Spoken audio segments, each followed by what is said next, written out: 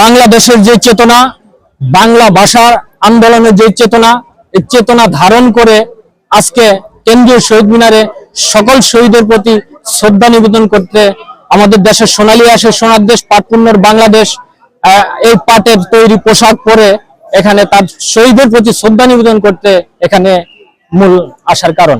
আপনারা জানেন বিশ্ব চিনেছে বাংলাদেশের নাম সোনালী আঁশ পাট দিয়ে।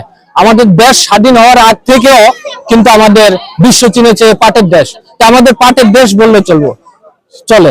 তো আজকে আমাদের দেশের যেই গৌরব সোনালী আঁশ পাট, এটি কিন্তু আমাদের মাঝ থেকে কিন্তু আজকে বিলুপ্তির পথে। তো বিলুপ্তির পথে হওয়ার কারণে সরকার, প্রশাসন, জনগণকে আমি দৃষ্টি আকর্ষণ করছি, সবাই যেন পাটের পণ্য ব্যবহার করে, পলিথিন বর্জন করে, আবার সোনালী আঁশ আমরা আগের জায়গা দেখতে চাই। তবে আমি যতটুকু জানি আমাদের দেশের হাটে মাঠে ঘাটে পরিবেশকে ক্ষতিগ্রস্ত করছে একমাত্র প্লাস্টিকের পলিথিন।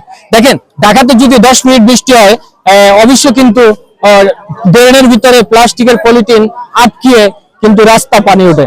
তো রাস্তা পানি উঠে সরকার করে কি আবার 1000 কোটি টাকার প্রকল্প কিন্তু হাতে নেয় ওই ড্রেনের ময়লাগুলি পরিষ্কার করার জন্য। ওই টাকাটা যদি আমাদের দেশের অর্থনীতি এইভাবে অপচনা করে যদি অন্য প্রকল্পে কিন্তু খাটায় সেটা ভালো। আগে আপনারা জানেন কিন্তু আমি একা একা কিন্তু আন্দোলন করছি, তারপরে কিন্তু আসলো পাট প্রেমিক সুমা, আমাদের মাঝে মামুন ভাই আসলো, আর তারপরে যার নাম না বললে নয়, আজকে যাকে আমরা পাশে পেয়েছি আসলে আপনাদের খুব পরিচিত একজন মুখ, পালকি গোষ্ঠীর উনি সভাপতি, প্রতিষ্ঠাতা সভাপতি, উনি আবার মানবাধিকার সংস্থার কিন্তু উনি মহাসচিব দায়িত্ব পালন করে। এবং আমি সরকার, প্রশাসন সকলকে আমি আহ্বান করব, আসুন। আমি আগে কিন্তু বলছিলাম যদি তোর ডাক শুনে কেউ না আসে রে তবে একলা চলে রে, কিন্তু আজকে কিন্তু আমি একলা চলতে চলতে চলতে চলতে আজকে এখানে আমাদের এটিও পাটের, এটিও কিন্তু অরিজিনাল পাট। তো কিন্তু সরকার হয়েছে জনগণের আর জনগণ হয়েছে সরকারের।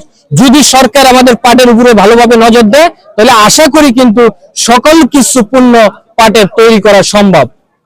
তো এখানে এমডি বাদল ভাই রয়েছেন, আমাদের পাশে বাবুল ভাই রয়েছেন, মামুন ভাই রয়েছেন, তারপরে আরো ওই যে নাইম ভাই রয়েছেন, লিমন ভাই রয়েছেন, আরো অনেকে কিন্তু আমাদের সাথে সহমত প্রকাশ করার জন্য আজকে অ্যাক্টিভ হচ্ছে।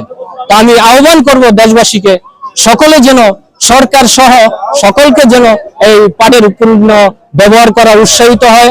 আমরা যখন বারবার বলি দেশীয় পণ্য কিনে হও ধন্য, কিন্তু আমরা যখন একই কথা বারবার বলি, যখন সরকার আমার কথা শুনছে না তখন কিন্তু আমি বারবার বলতে বাধ্য হই কিন্তু সরকারকে শোনানোর জন্য। তবে আমি তাদের কাছ থেকে আসলে আমি উৎসাহ পাইছি। আমি এইভাবে একা একা আন্দোলন করতে করতে আজকে কিন্তু আমরা 8-10 জন হয়ে গেছি। আশা করি 8-10 জন দিয়ে কিন্তু এক সময় আসবে হাজার হবে, হাজারের জায়গায় কিন্তু লাখ হবে, লাখের জায়গায় কিন্তু কোটি হবে।